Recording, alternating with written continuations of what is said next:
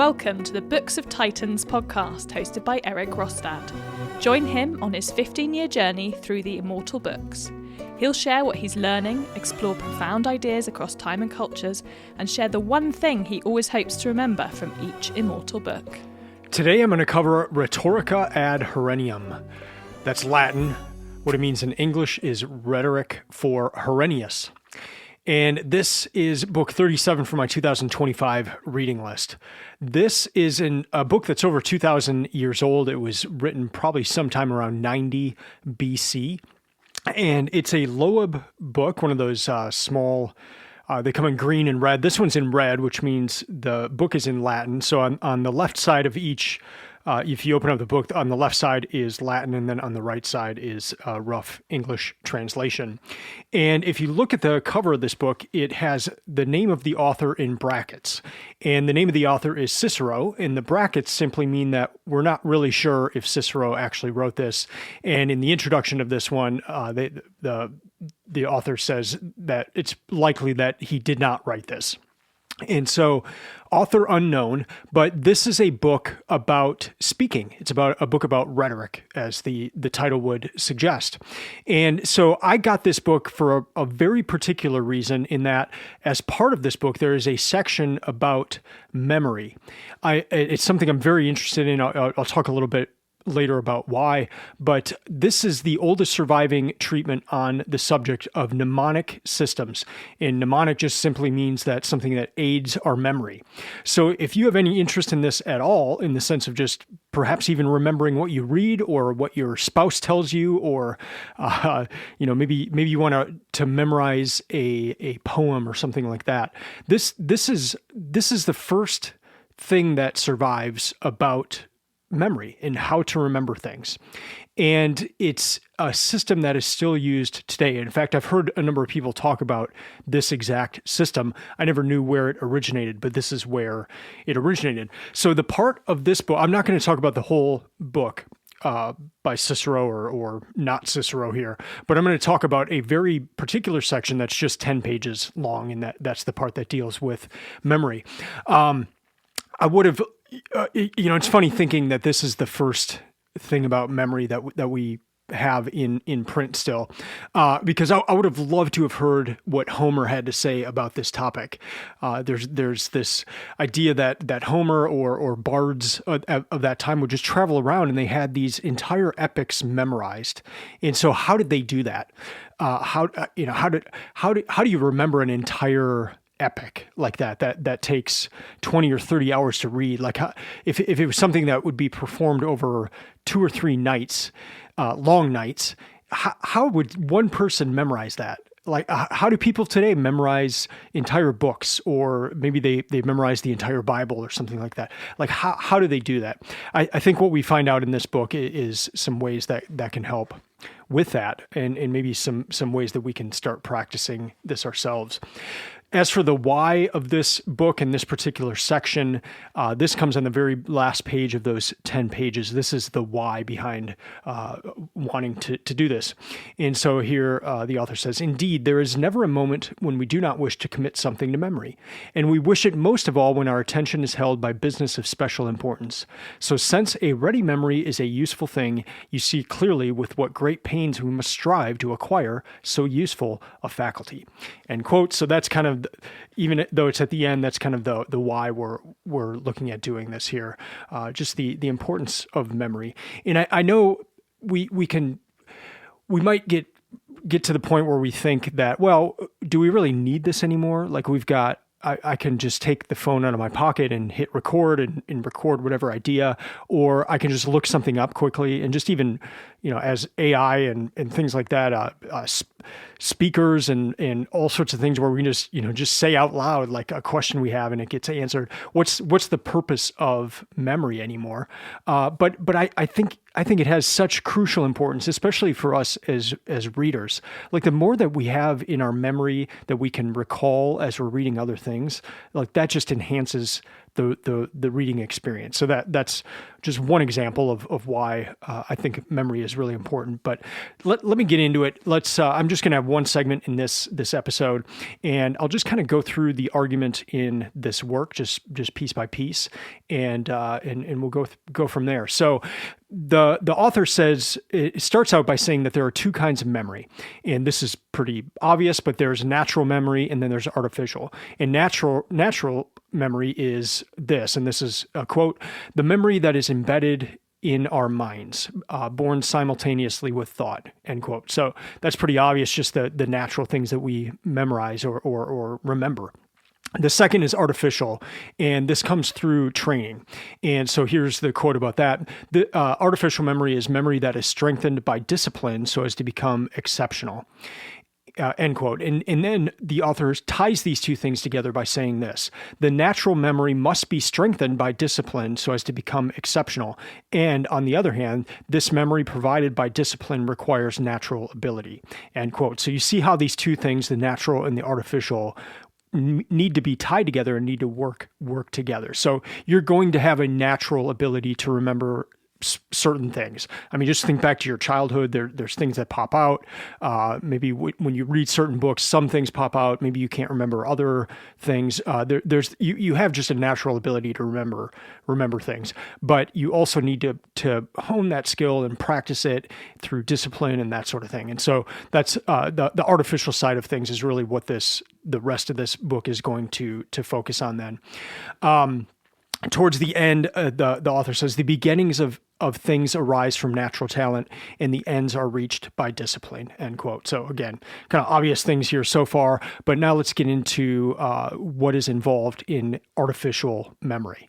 So the author says there are two parts of artificial memory. The first is are backgrounds, and then the second are images. And so those things must tie together. And so the author starts with backgrounds. So backgrounds, and I quote, "are scenes that are naturally or artificially set off on a small scale, complete and conspicuous, so that we can grasp and embrace them easily by the natural memory," end quote. And so backgrounds, he likens them to tablets or papyrus. So just kind of the tools that would have been used for writing at that time. So we can think of this maybe as the paper that we write upon. And then the images are, and I quote, "a figure, a mark, or portrait of the object we wish to remember," end quote. And so he likens that to letters on the tablets or the papyrus, or in our case, a page. So we can think of the page as the background. The letters that we write on that page are the images. But further to that,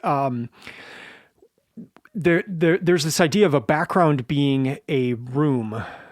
So if you were to picture an entire house, the background would be a particular room. And then images would be things that you place in that room to remember. And then the idea is that you would walk through that house to be able to remember certain things. And there could be multiple images per background or per room, but you tie these two things together. So he says this: "If we wish to recall a horse, a lion, or an eagle, we must place its image in a definite background," end quote.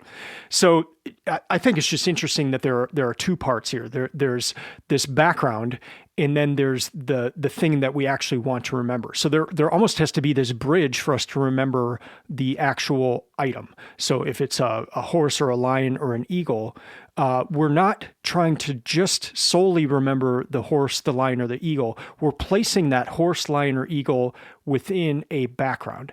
And it seems very counterintuitive. So I'll talk about that in a little bit, but apparently there's something in our memory that needs some sort of a framework around the thing itself. Here's another quote: "Those who have learned mnemonics can set in backgrounds what they have heard, and from these backgrounds deliver it by memory," end quote. So again, I also think that's interesting. Whenever I think of memory, I'm thinking of I'm thinking about it specifically in terms of reading. So I'm thinking of it as the words I'm seeing on the page. Like how can I memorize that, or how can I remember that, or how can I remember the words? And so for me, I'm thinking very like physically, in the sense that I'm seeing the words. And I liked that here he's talking about what you have heard. So I was at an event this morning and I was meeting new people and I was just even there. I was just trying to think like, how can I remember this person's name? I'm really bad with remembering names. So is there a way that I can picture this person in a background, or do I need to picture the word of their name in the background or something else? So that's what the author gets into next. So in terms of backgrounds, he suggests having a number of backgrounds. And if you're thinking about it in terms of a house, you would have a house with a number of rooms that you're going to walk through for this memory. And then you want to place the backgrounds in a series. So if you're walking through the house, you would walk through the house in a particular way. But you need to be flexible enough in your mind to where you could start in an upstairs bedroom and then go to different places. Because let's say you're trying to remember 100 people's names or something, and you've got the people in different rooms of the house and you're walking through the house. But then you come across person 67 in real life. Like you can't go through the 66 people first and then, oh yeah, you're number 67. Your name is this. It's like, you got to be able to jump around. So what he suggests is that backgrounds must be different. So as you're going through a room of a house, each room is different. There's different parts of each room. One's a kitchen, one's a library, one might have a fireplace. Like there just needs to be unique aspects of each room. And then he said that the rooms must be of medium size. So you don't want these like ginormous rooms, but you also don't want these super small closets. Like they need to be medium size backgrounds or rooms. So that's on the background side of things. Let's jump to the images now. And again, the images are the things within the backgrounds or on the backgrounds. So the images are to resemble objects. So he says for images, there's two types of images. There's subject matter and then there's words. So that kind of gets back to what I was just talking about with the people that I met this morning at the event. Do I picture them? Do I picture their face? Do I picture something about them, or do I picture the name in the sense of the word itself? And so the author talks about these two things. So first, subject matter, and I quote, "In the subject matter enlists images that present a general view of the matter with which they are dealing." End quote. That's pretty obvious. On the other hand, words are the record of each single noun that is kept by an image. And end quote. So again, that's more of the name itself, like remembering the name versus remembering the image of the thing. What he suggests for remembering images is to make them striking. We don't remember the mundane. We don't remember just basic, what he calls banal objects.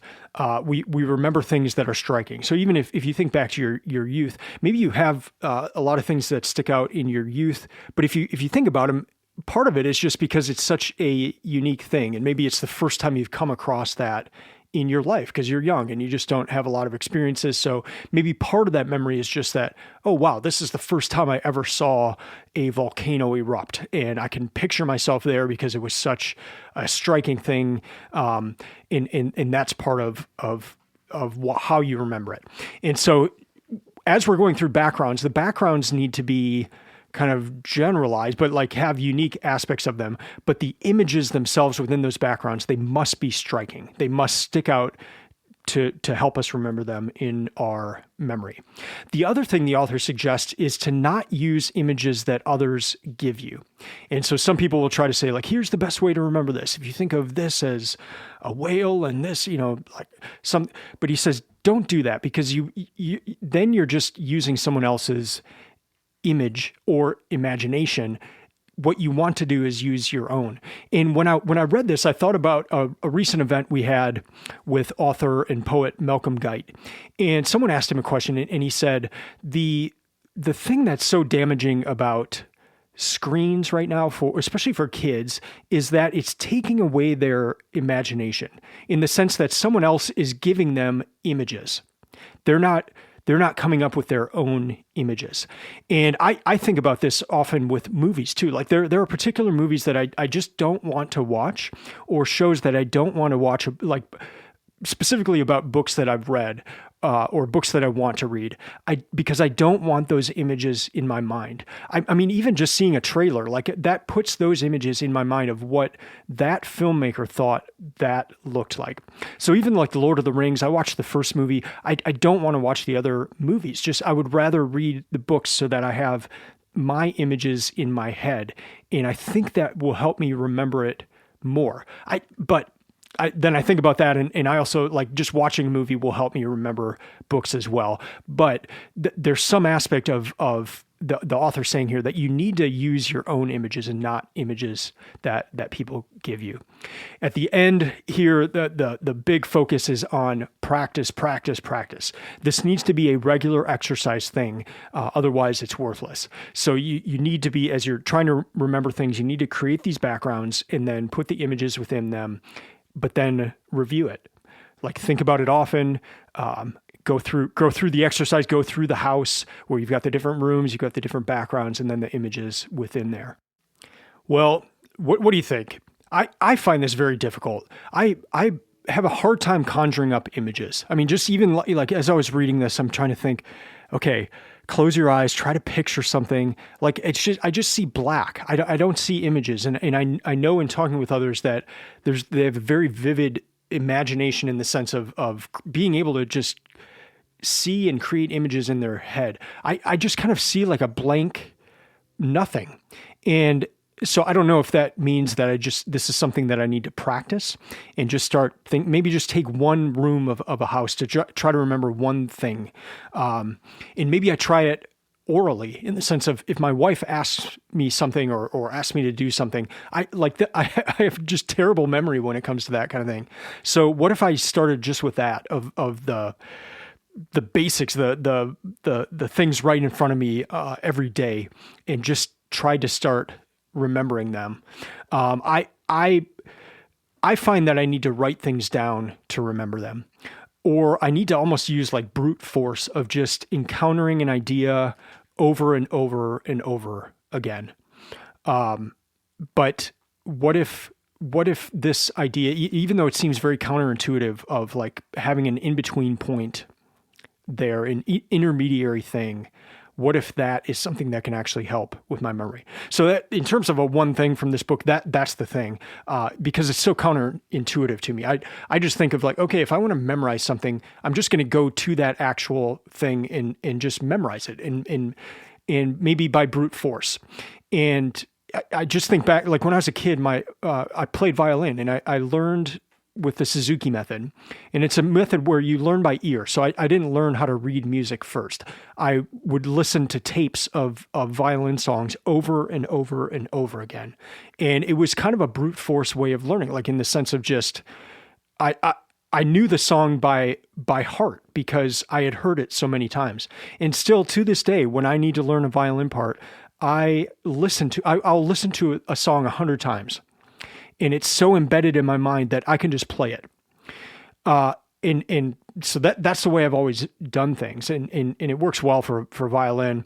I later learned how to read music. I kind of forgot it again. So I still go by this hearing by ear and then a lot and then being able to do it. So if I am to try to memorize, say like part of the Bible or something, my go-to would just be to write it out or print it out and then just carry it with me and look at it just constantly and try to memorize it that way.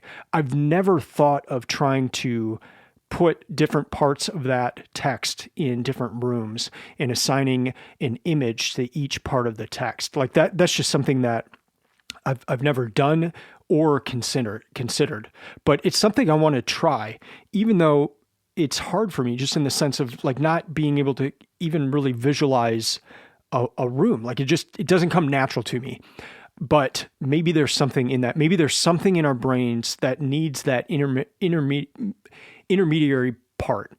I was listening to a podcast yesterday with musician and author Andrew Peterson, and he was talking about one of his songs where he goes through a number of names, and it's the names in the first part of Matthew, the begats. So all the people that came in the line of Jesus, and they're crazy names and they're hard to remember and all that. And he was saying what he did at first is he wrote out the lyrics and then just memorized it. I mean, just looked at them over and over. So kind of that brute force idea, over and over for a period of some days or weeks. And that was many years ago that he did that. And then he can remember it every time he performs it now, but he can't think about it. So if he does the song and just lets it go, like just lets it happen, he'll do it. The moment he tries to think of the next name or think about the song in general, he loses it and he can't remember the names. So then I started thinking about it in the terms of conscious versus unconscious memory. And there's this book, The Art of Learning by Josh Waitzkin. And it's a book I read in 2017, but it kind of talks about that. Like you've got some knowledge that's just in your head, but then others that you want in your head. Like how do you get it into your head? So there's an element of obviously of memory in that. So just it almost seems like for this example with Andrew, the song has just become part of his unconscious memory. And if he tries to think of it, if there's a conscious element, it's gone. And I can remember that too, just with violin. Like I used to play in bars and restaurants, and with the violin and with other artists. So they would be playing the song, and I would just start playing along with it. And if it came to a hard part of the song, and I consciously was thinking of, okay, this is exactly what I want to play right now, I would just freeze up, and I couldn't do it. But if I just let it, like, didn't think about it, just let it flow, it would usually work out. Like you'd play, and yeah, there was a lot of practice behind that, but it would just happen. I think of that with this in memory of what can be in our conscious, and then what can we put into our conscious by this memorization and tools like this to help us remember things. It also kind of put me down another path while I was reading this book, and it's a question I posed on X during the reading of this, and just found the conversation to be really interesting. But it's this question of like, in the next life, what do we remember? Like in heaven, what would we remember? And whatever you believe about what happens next, just do the thought experiment. Like in the next life, like if there are things that we memorize in this life, will those things still be in our memory? Like, can we put things in our memory that will last past this lifetime? I just found it to be a fun question. I asked my daughter, 8-year-old daughter, and she came back with a question to my question on that. And it was just kind of a fun conversation, but yeah, just something that, I thought about while reading this book. So in conclusion, this is a really cool book. I mean, it's 10 pages long. Just get the book and read it. It's the first work we have about memory, but it's a tool that is still being used today, 2,000 plus years later. It's a very counterintuitive approach, just in the sense of, that was my cat going crazy. It's a counterintuitive approach that just makes you consider another element, like this intermediary element of memorization, and not just going directly to the item itself or the image itself and memorizing it, but placing that image within a context, placing that image against a background or within a room, some element. And I just want to start giving it a try and seeing if this can help me to remember. I'm big on this idea of remembering what I read, and so I'm always trying to find new approaches and new ways to help me to remember what I read. I think it's of utmost importance. It's one of the main things and main focal points of this reading project from the beginning. I want to read a bunch of books, but I also want to remember what I read, and how can I best do that? Thank you for listening to this episode. I hope it was of interest, and I hope you do want to learn more just by getting this book and reading it. I'm in my December month of reading, which is a break month for me. I call it winter break. So it's just kind of books that compile on my to-be-read pile. And so this is one of those books. This is just something that I'd come across and wanted to dig into. So I've got a number of other books. So right now I'm reading The Last Economy, which is kind of just a book about what AI is doing. After that, I'm reading The Secret Society of Success by Tim Scherr. I actually saw him this morning at that event I mentioned. And so his book is next. Living the Braveheart Life by Randall Wallace is after that. I love the movie Braveheart. Met Randall Wallace earlier this year, and so wanted to read that. After that, Maria's Scarf by Zorro. Zorro's a local author, and he is also the drummer for Lenny Kravitz, and this is his life story. After that, When Bad Things Happened to Bad People, a book by a friend in the UK named Tim Story. So that's what I've got on tap for the rest of December here, and then in January, I'll start with the Bible. I just start each year reading straight through the Bible, and that takes 2 months. January and February, I just start on page 1 in Genesis, and I go to the end with Revelation. So I am excited about that. It's such a fun way to start off each year. That's going to do it for this episode. Thank you for listening. I'd love to hear from you, especially if you have other thoughts on memory. Maybe you've tried this method of placing images within backgrounds or within rooms. I'd love to hear how that worked out for you, or maybe some tips that you have on helping with that. You can email me at eric@booksoftitans.com, or better yet, just please offer a comment on this podcast episode. You can follow Books of Titans on Instagram or Twitter or on the website. All of those are just Books of Titans, and the website booksoftitans.com. I'll be back next week to discuss another book from my 2025 reading list. Until then, keep reading, keep learning, and keep listening. I'm out.